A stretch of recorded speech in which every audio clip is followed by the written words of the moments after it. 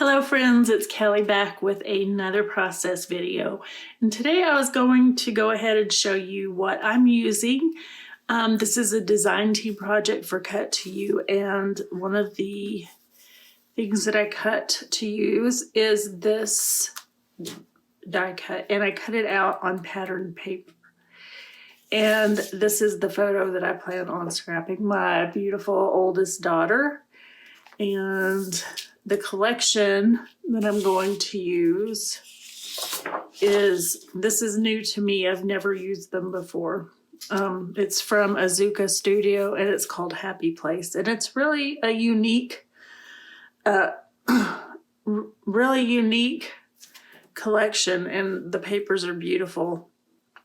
So yeah, that's what I'm going to be using. And I got this at a Cherry on Top.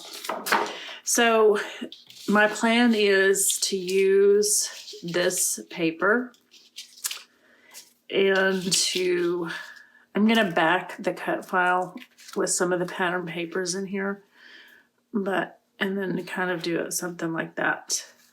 And this says, let your dreams be your wings. And this definitely reminds me of my oldest daughter, Andrea. So that is what I plan on using. And I'm going to back the cut file off camera, so you don't have to watch me do that. But real quick, I will go through some of the papers in this collection.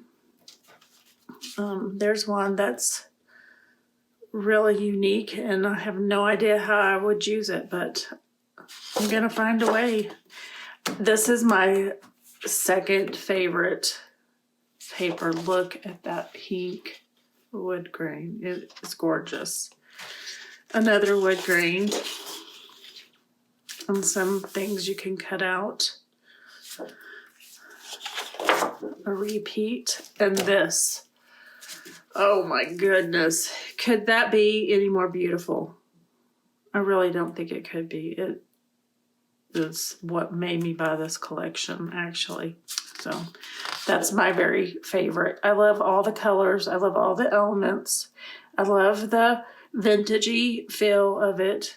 I love that it's girly. I love it. So, and that's the back of this paper that I'm going to use. But I'm going to fussy cut some of these flowers out. Here's this. And I think it's been a while since I ordered this, but I'm pretty sure it was Janet at RTS who did a layout using this circle, and that inspired me to buy this collection. So, you know, Janet is my hero, and I do whatever she does. So,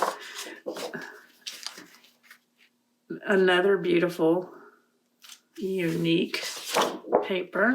And that is gorgeous and very usable.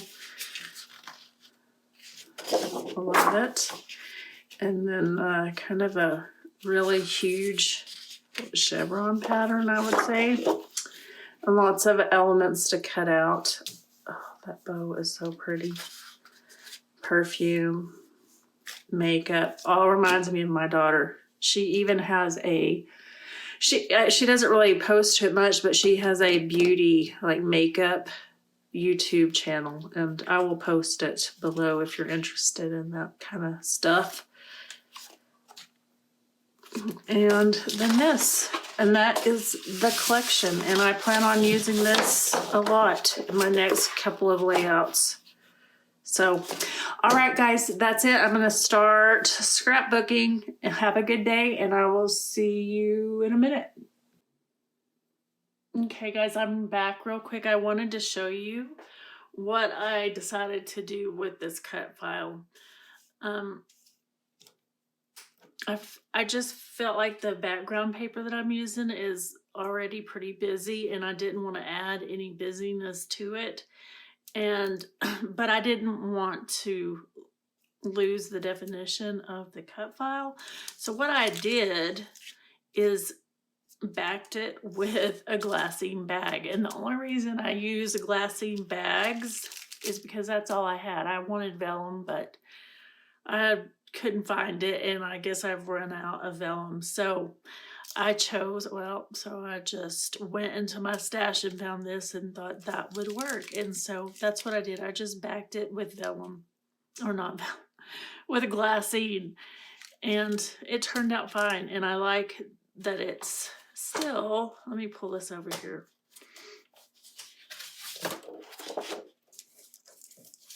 It shows up and you can see underneath, and I like that. But to make it stand out a little more, I'm thinking I'm going to line the cut file with stickles. I haven't decided which color yet because it doesn't look exactly the same as it does. Like this is aqua and this is waterfall. So I might even use a combination. But I'm going to do something to make the cut file stand out even more than it does. So I will be back in a minute with it. Actually, I probably won't be back in a minute. I'll be back overnight because I will have to let this dry. So, okie dokie. Bye.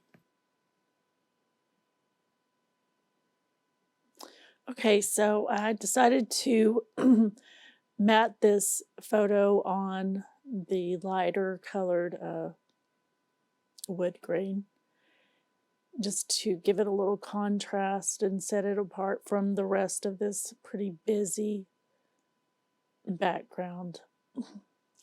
And then, like I showed at the beginning, I'm just going to kind of let that photo nestle into the daisy bow, and that is the name of this die cut, daisy bow. And I will link this die cut in the description box below. This is a new release for April. Cut to you. So I'm not trying to glue every part of the backed die cut down. I want it to have some dimension, and I want to be able to layer some of these fussy cut flowers and other things around and among the die cut or the cut file. So, and here I fussy cut a bunch of the flowers from that the paper I showed you earlier with the kind of blue background, blue-green, aqua. And I also fussy cut some of the cosmetic things, like the perfumes and the blush and the lipstick and those things, which is kind of unusual for a floral layout, but I thought it was very appropriate for my daughter, who loves to do makeup and loves to get dressed up, and so it's perfect for her. And there's several butterflies, and some of them I'm popping up on some foam adhesive just to give them a little dimension on the page. And I am just about done. My last final touch will be here in just a minute, which I always have. My smallest items usually always go last. And so I thought this needed a little more bling. And so I'm using these diamond-shaped gems just here and there around the page.